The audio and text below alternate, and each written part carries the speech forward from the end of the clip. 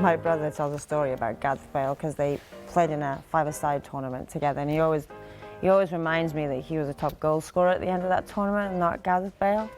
But my first memory of him was, playing for Wales at left back. I think he was a left back, right?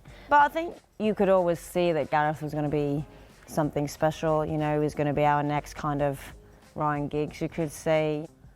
What I love about Gareth more than anything is his love for Wales, you know, and you can't deny that, and you can't have anything but the utmost respect for his love and his dedication and his passion for our country. He made that move to Spurs and he was scoring some crackers back then, and obviously he was only a youngster really. I think over the last few years for Wales, obviously he's just shone and shone in a red shirt, and you can see how passionate he is, you know, playing for our country, and now he's obviously captain, and it's amazing that you can see all the boys that they must look up to him. Yeah, it would have been in definitely under 17s of Wales. Remember we played Switzerland away once, and me and Gaz were centre-back partners. And we sort of joke about that at times, that I moved across when he's moved up 3 or whatever. And it was around that time then that we was in the 21s for a short period. We used to room together, and then quite quickly then we was in the senior team. And yeah, those early days seem a lot different to what it is now. I remember obviously him at Tottenham, a young kid just playing with freedom, just enjoying his football, you know, and even at that age you just knew he was going to be something special.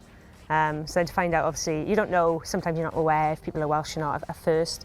So then here he's Welsh, you really take an interest then, and you follow them, you know. You follow them wherever clubs they go to, you're always mindful of, you know, how they're progressing, and hoping one day, you know, they do kind of fulfil their potential, and he's certainly done that.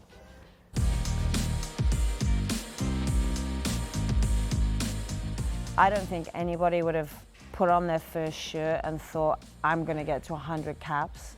And so when you go and get it and you look back, it's just one of the most kind of emotional roller coaster. And I think that, you know, obviously with Gareth and Chris, what they've been able to do with the men's team, get to major tournaments, and, you know, when the Euros in France, I think will be one of the highlights of Welsh sport in history, you know, forever.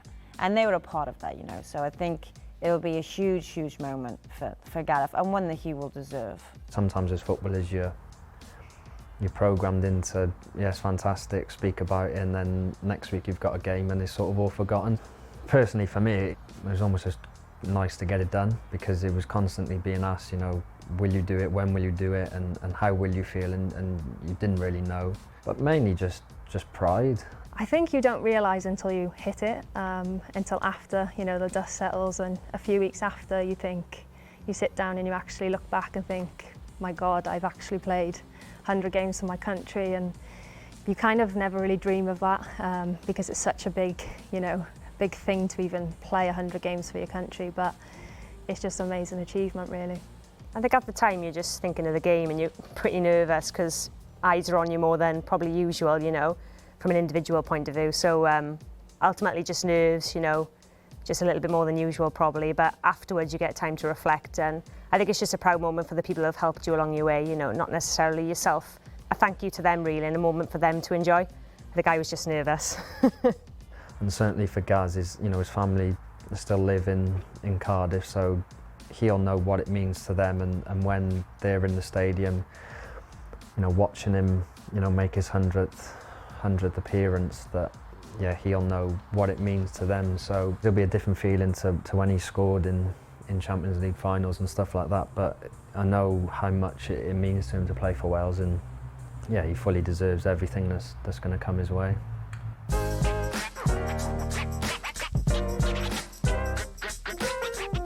Well, I think it'd be one hell of a five-a-side team if we ever did get around to doing it, and I would have no complaints of going in goal for that team.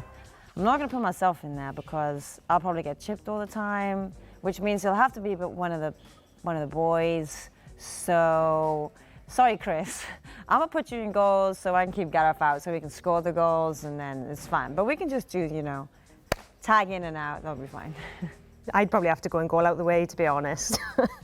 I wasn't the best on the pitch, so yeah, the ball won't get to me, will it? With all them players on the pitch, the ball's not going to get to me, surely, and if it does, I'll be shouting at them. So I'll chuck me in out of the way. I'm going to put Gunter in goal because I want us out on the pitch. I think Jess is obviously attacking. We can have Loren at the back. I'll go in midfield and Gaz on the left. Well, him and Jess up top.